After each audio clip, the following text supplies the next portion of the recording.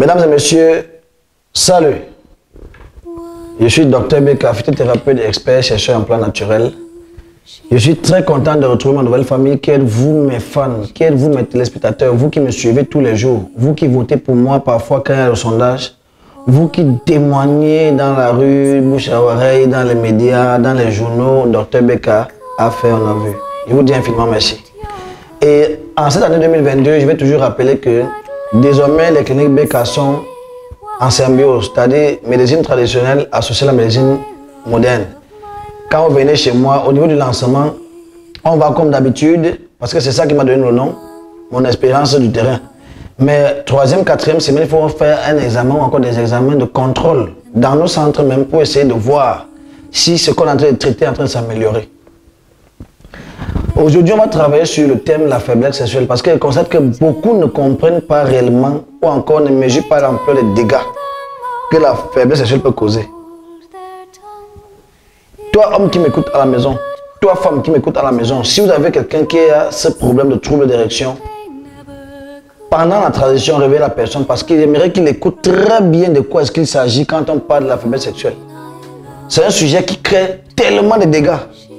C'est un sujet qui sépare les mariages, c'est un sujet qui apporte le mépris, c'est un sujet qui apporte l'infidélité, c'est un sujet qui crée la frustration psychologique du malade.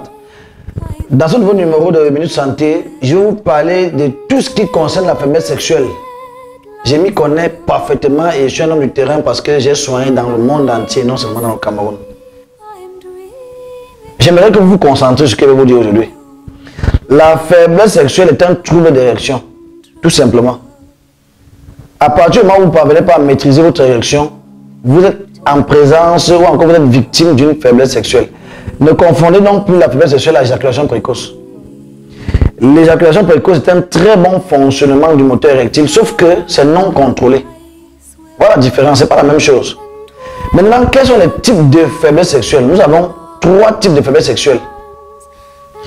Il y a ce qu'on appelle un début de faiblesse sexuelle. Un début se manifeste comment? Te voilà, tu te lèves normalement. Quand il faut jouer ton match, tu montes sur la dame. Après les rapports, tout se passe bien. Hein? Tu mets le temps qu'il faut.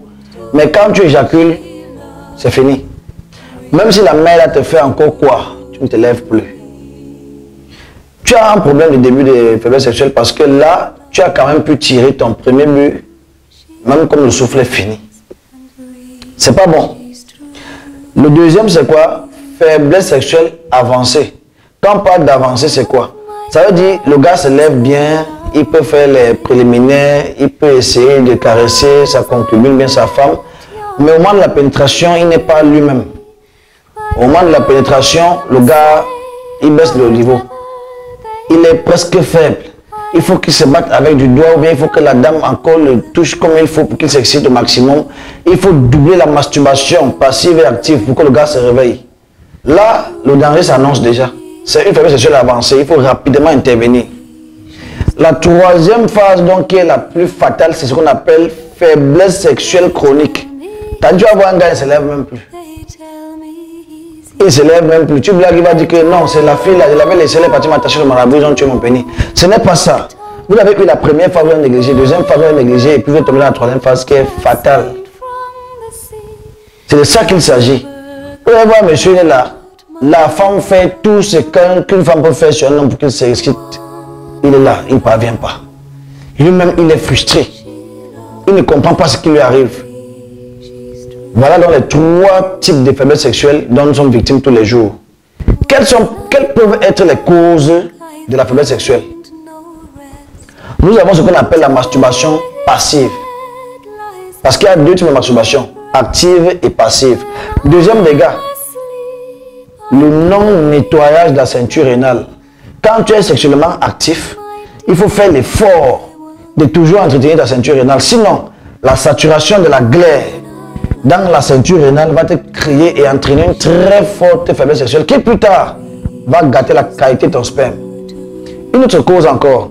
Vous allez voir monsieur, il est tellement stressé par ses affaires, il est stressé par son business, il a perdu l'emploi, il a des enfants qui ne vont pas à l'école, il ne sait pas quoi faire. Bref, le stress ou encore la frustration psychologique peut entraîner une forte faiblesse sexuelle.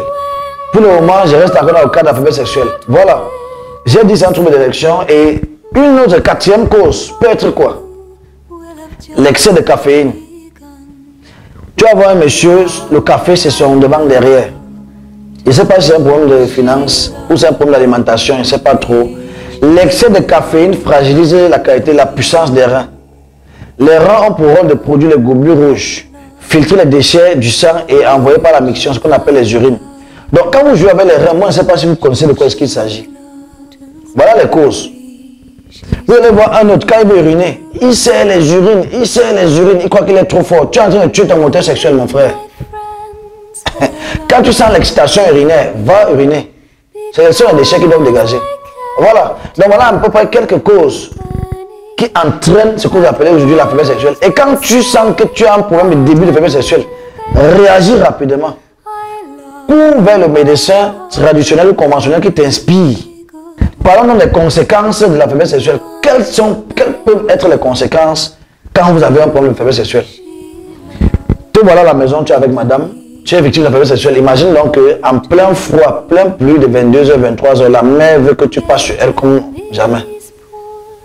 Pendant qu'elle est excitée dans vos préliminaires, tu es là, tu n'arrives pas à te lever, tu n'arrives pas à faire ce qu'il faut. Celui qui bagarre même trop, pénètre à moitié et après 30 secondes, le gars est éjaculé.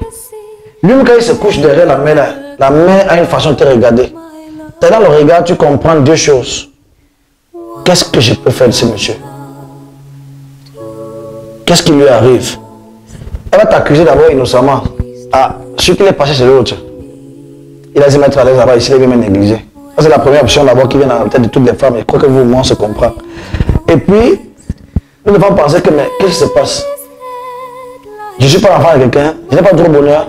En tout cas, le matin, dès qu'il peut au travail, là, moi, je vais me battre. Si elle a une mauvaise compagnie, bien si elle avait les dragueurs, comme elle appelle toujours les dragueurs là, ou encore si elle a eu un ex qui l'a touché, normalement, c'est elle qui va d'abord écrire coucou, tu m'as toi abandonné. J'ai dit des choses que je vis sur le terrain. Donc, vous, hommes qui jouez avec ces choses-là, ne savez pas trop sur quoi vous comptez. Ta femme peut être fidèle n'importe comment, mais un jour va se lever, sa copine va l'intoxiquer. Elle va prendre un bus très fort, un bus très rapide. Elle va prendre un bus qu'elle ne connaît pas qui conduit. Et c'est comme ça qu'à la maison, tu vas rester, ta femme va venir te trouver. Le mépris. Tu sors d'où? C'est quoi? Tu me suivais déjà? Je ne dis pas. Les maladies. Tu es là tranquille, tu es fidèle à ta femme. Tu montes sur elle, tu commences à avoir les démangeaisons partout. Tu travailles, ta main ne fait que marcher partout. Tu ne comprends plus rien. J'ai le fourmillement. Hein. Comme elle-même n'a même pas idée que c'est là-bas dehors qu'elle allait porter, elle va dire que c'est quoi? Tu as encore parti chez quelle femme porter, elle te renvoie la balle.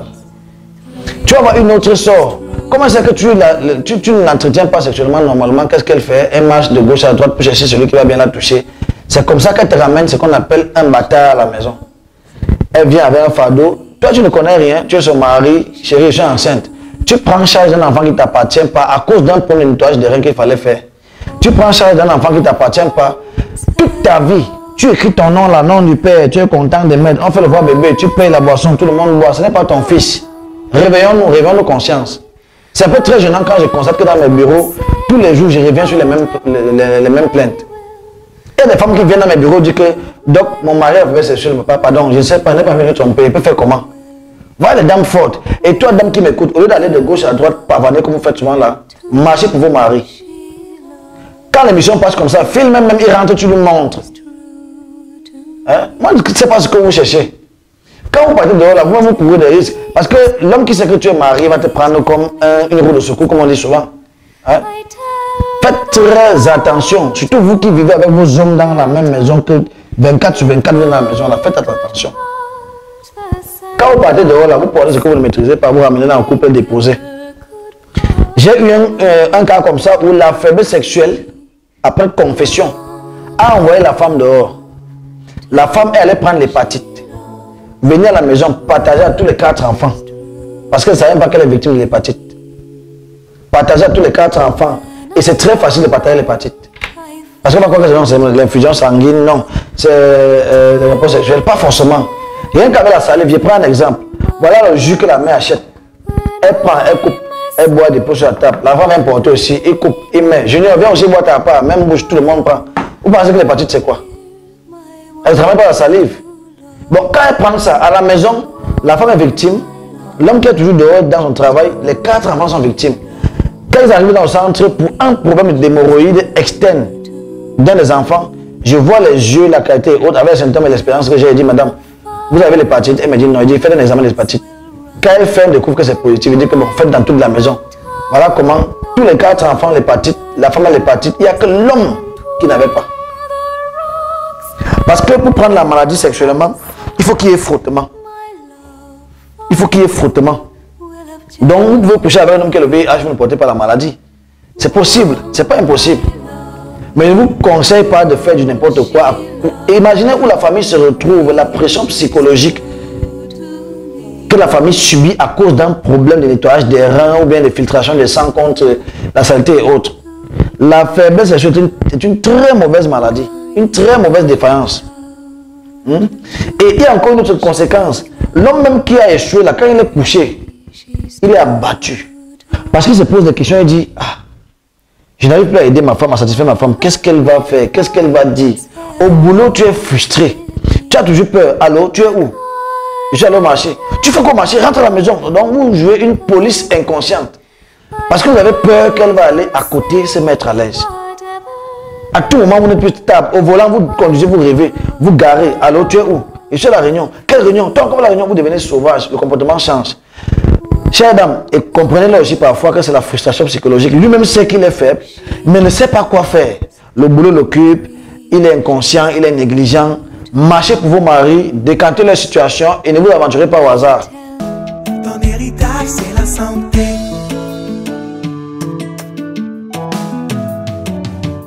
Aux hommes travailleurs, la patrie reconnaissante. Une fois de plus, le Baobab d'Afrique, le docteur Brian Kamdem, dit Beka, vient d'être honoré par le chef de l'État, son Excellence Paul Biya, de 2 médailles, d'or et de vermeil au même moment. Mr. Kamdem Ndokmo Brian Achille. In the name of the President of the Republic, and by virtue of the power bestowed on us, we decorate you with the Labor Medal in gilt and silver gilt.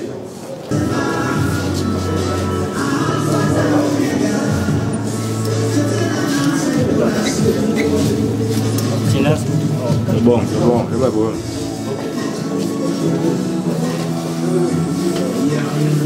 Les médailles ici remises par le représentant du gouverneur de la région du littoral démontrent le travail acharné de ce brillant phytothérapeute qui a fait ses preuves non seulement au pays, mais également au-delà des frontières, d'où l'invite aux charlatans du secteur de se conformer.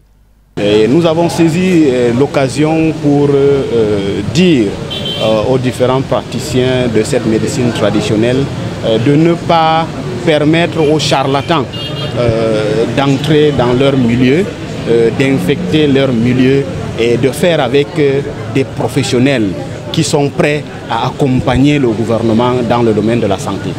Pour l'élu du jour, la gratitude est grande à l'endroit du chef de l'État et les remerciements à ses nombreux patients de partout dans le monde qui continuent à croire en lui et à valoriser son travail et surtout son talent. Brian Kamdem n'a pas manqué de saluer l'action du SINAPRAM qui n'entre pas dans le jeu de ces vendeurs d'illusions qui manipulent et tuent à petit feu les populations car la santé n'a pas de prix. Si le SINAPRAM parvient vraiment, comme ils sont en train de se battre là, à subdiviser les charlatans vers la porte de sortie et laisser ceux qui veulent vraiment se battre dans le métier sur le terrain, et crois que l'État va mieux nous encourager. Et pour finir, le docteur Beka est allé se ressourcer et prendre des bénédictions chez le patriarche Lewat, l'un des rares comme lui qui donne du sourire mais surtout de l'espoir aux personnes malades. Le docteur Beka, faille le préciser, n'a plus de notoriété à prouver et sa récompense par le chef de l'État prouve tout simplement qu'il y a des docteurs, mais il y a le docteur Beka. Ton héritage, c'est la santé.